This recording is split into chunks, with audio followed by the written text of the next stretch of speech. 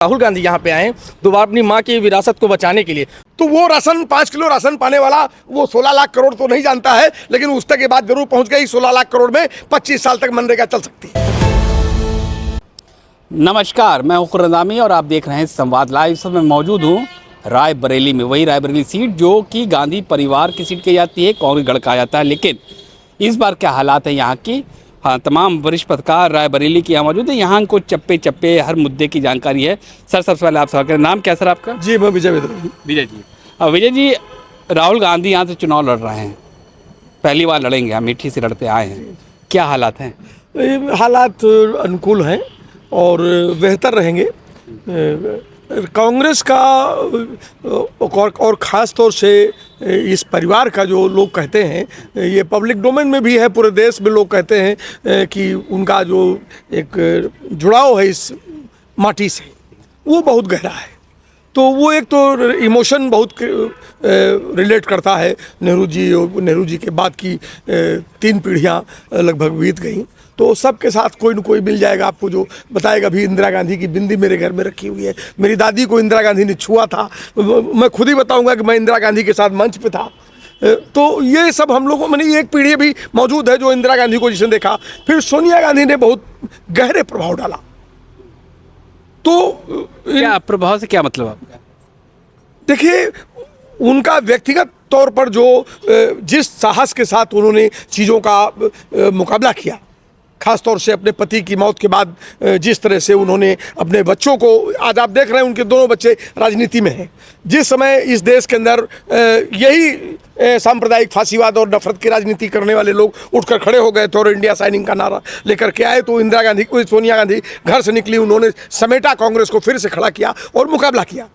अभी वो फिर पार्लियामेंट के अंदर अगर आप देखिए तो बहुत बीमारी के बावजूद पिछले दौर में अगर आप देखें तो एक बड़े लॉ मेकर की भूमिका में, एक पार्लियामेंटेरियन की भूमिका में वो लगातार खड़ी रही और सबको समेट करके सारे विपक्ष को, मरती हुई डेमोक्रेसी पर हो रहे हमले, संविधान पर हो रहे हमले, इन सबों के खिलाफ उन्होंने एक बड़ा मोर्चा लिया। तो वो भूमिका भी लोग देख रहे हैं। तो उनकी जो त्याग, तपस्या, और रायबरेली के अंदर इंदिरा गांधी से कम लोकप्रिय सोनिया गांधी नहीं है।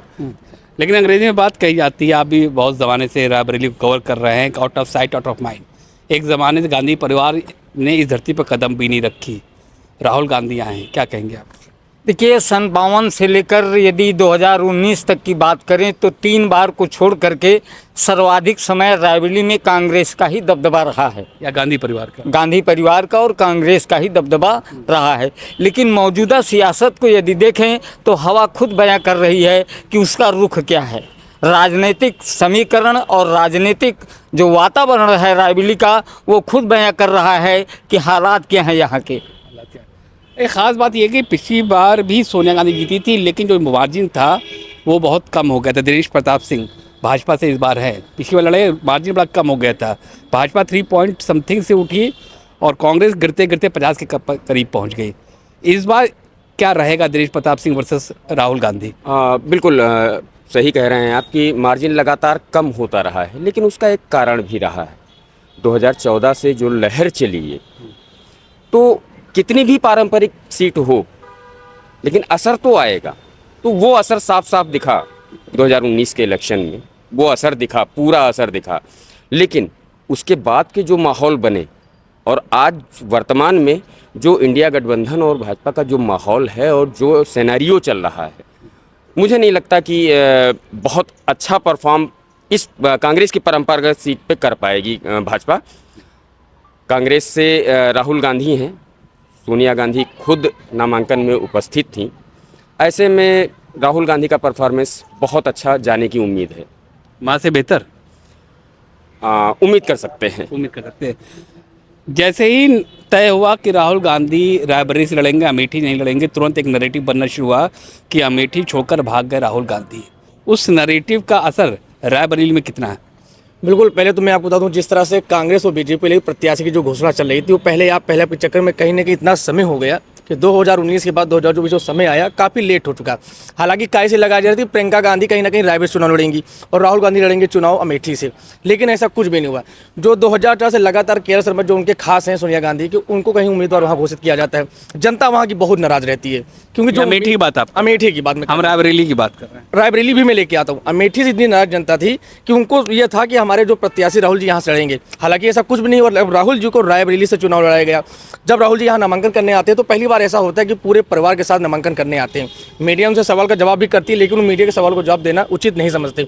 तो ऐसे में ये लगाया जा रहा है कहीं ना कहीं जो 2019 का चुनाव हुआ था और वहाँ पे देखा जा रहा था कि दिनेश सिंह चुनाव लड़ रहे थे, 3 लाख समथिंग 65,000 कुछ ऐसे वोट पाए थे, 56% कुछ ऐसा मतदान हुआ था यहाँ पे 2019 में। लेकिन अब ये देखा जा रहा है कि जिस तरह से राहुल गांधी यहाँ पे आए दोबारा अपनी माँ की विरासत को बचाने के लिए, तो लग रहा है कि चुनाव इस बार काफ़ी अच्छा होगा, रोमांचक होगा। कहीं ना कहीं जो मार्जिन था 3,65,000 का, वो कहीं ना कहीं ऊपर जरूर बढ़ेगा। जो मंत्री जी हमारे यहाँ के दिनेश प्रताप सिंह, मतलब दिनेश जी को फायदा होने वाला है। हाँ फायदा होने वाला, बेशक फायदा होने वाला है, क्योंकि कहीं ना कहीं कि लोकल के मंत्री जी भी हैं और कहीं ना कहीं जो मीडिया हो या आम जनता हो सबके साथ में रहते हैं और कोई भी परेशानी तो सबके साथ खड़े रहते हैं। तो कहीं ना मार्जिन बढ़ेगा जरूर, 3,65,000 का ये 4 लाख समथिंग पहुँच सकता है। मतलब जो हार जीत है बड़ी थिन होने वाली है। हाँ बिल्कुल राइट।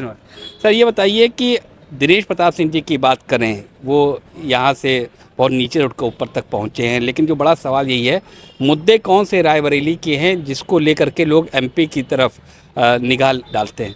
देखिए, रायबरेली में एक तो सबसे बड़ी चीज़ है कि ऐतिहासिक रूप से एक गौरव की जो अनुभूति है कि वो एक इंटरनेशनल फिगर है, एक परिवार, उस परिवार के साथ हमारा जुड़ाव है, इस ज़िले का जुड़ाव है। तो ये एक रिलेशन इस रूप में लोग महसूस करते हैं। मुद्दे का जो सवाल है वो देखिए 3 दौर इस रायबरेली के अंदर है। एक दौर अगर आप देखिए तो फिरोज साहब का है, जहाँ शिक्षा की बुनियाद उन्होंने डाली। दूसरा दौर अगर आप देखिए तो इंदिरा गांधी का है, जहाँ 84-85 इंडस्ट्रीज़ का इस्टेब्लिशमेंट हुआ। तीसरा दौर अगर आप देखें तो सोनिया गांधी का है, जहाँ फिर इंडस्ट्रीज़ और एजुकेशन का एक हब बनाया। बीच में जितना 2-3 बार भी हमारे साथी ने बताया कि 2 बार जो है यहाँ पर बीजेपी का एक बार जो है सांसद हुआ, तो वो उस दौर में अगर आप देखिए तो कहीं कोई काम नहीं होता है। अभी इधर के दिनों में अगर आप देखिए तो पूरा इंडस्ट्री कब्रिस्तान हो गया है, पूरा बंद पड़ा हुआ है, नहरें यहाँ बंद पड़ी हुई हैं। जितना रायबरेली ज़िले के अंदर अगर एक तरह से कहें तो ये ड्रिंक वाटर की समस्या से जूझ रहा है ज़िला, और तमाम तरह के अन्य मलिए संकट इस रायबरेली ज़िले के अंदर हैं। तो स्थानीय स्तर पर अगर आप देखेंगे तो यहाँ पर किसान के जो सवाल हैं वो उसको पानी चाहिए। आलू के किसान हैं, बगल रायबरेली ज़िले की ही बात हो रही, भले वो अमेठी का पार्ट है, आलू किसान को उसका बीज चाहिए, उसका पानी चाहिए, उसकी बिक्री की मंडी चाहिए, आलू प्रोसेसिंग का यूनिट चाहिए। मेंथा यूनिट का जो है बना था, मिंट पार्क बना था, वो बंद पड़ा हुआ है, उसमें 4 करोड़ रुपए 10 करोड़ खर्च हुए और उस अनुपयोगी हो गया वो। तो डबल इंजन की सरकार ने कुछ नहीं 10 ईयर्स क्रोल कर रहा है। 380 बेड आप उठा ले गए गोरखपुर, 980 बेड का हॉस्पिटल था, 600 बेड रह गया और अभी 10 बेड काम कर रहा है। 10 साल में 10 बेड काम कर रहा है और सिर्फ उसका इमरजेंसी काम कर रही है, क्या बोलते हैं, ओपीडी। तो ये सब सवाल है कि हमारा आप उसका फाइल नहीं, बजट नहीं दे रहे हैं, तो ये भी सवाल है।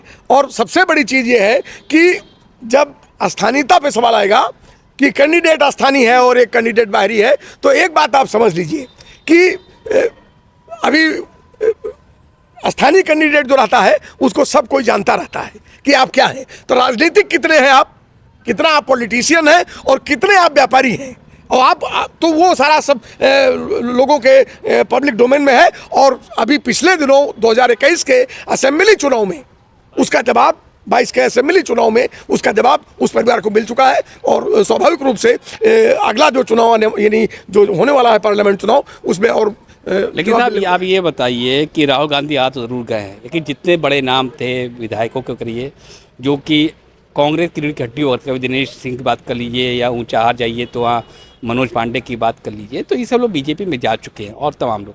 तो जितने कद्दावर चेहरे थे जो कि आम जनता भी उनकी का कनेक्ट था, वो तो बीजेपी में जा चुके हैं। तो ऐसे में राहुल गांधी कैसे लड़ेंगे यहाँ पर? देखिए, जहाँ तक सवाल उठता है भाजपा कैंडिडेट का कि उनके साथ रायबरेली ज़िले के बड़े बड़े नेता जा चुके हैं, वो सब कुछ ठीक है, उनका फ़ायदा भाजपा प्रत्याशी को मिल सकता है।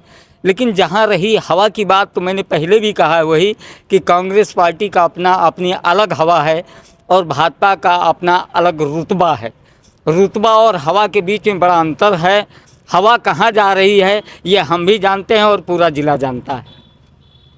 अच्छा, ये बताइए कि मोदी फैक्टर रायबरेली लोकसभा में कितना प्रभावी होगा? मोदी फैक्टर तो रायबरेली में तो नहीं लग रहा मुझे। क्यों? देखिए, इस चुनाव के जो मुद्दे हैं वो मोदी के एंटी हैं। एक तो महंगाई, बेरोजगारी और ओल्ड पेंशन स्कीम हो गया, अग्निवीर जैसी, फिर जो नौकरियां पहले तो आ नहीं रही और आ रही तो पेपर लीक, तो युवाओं में जो नाराज़गी। तो ऐसे में जब सरकार के खिलाफ मुद्दे हैं तो फिर उसमें सरकार के बड़े नेता या पार्टी के बड़े नेता को लेकर कोई फैक्टर चल पाना मुझे नहीं समझ में आ रहा है। अरे, ख़ास बात यह है कि हम लोग कई लोकसभा कॉन्स्टिट्यूंसीज में गए तो वहाँ के स्थानीय सांसदों पर जब बात करी, जो वहाँ सांसद थे बीजेपी के, उनके बात की तो उनसे नाराज़गी थी।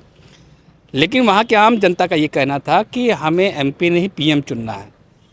तो ये मानसिकता, ये जो ट्रेंड है, ये रायबरेली में है कि नहीं?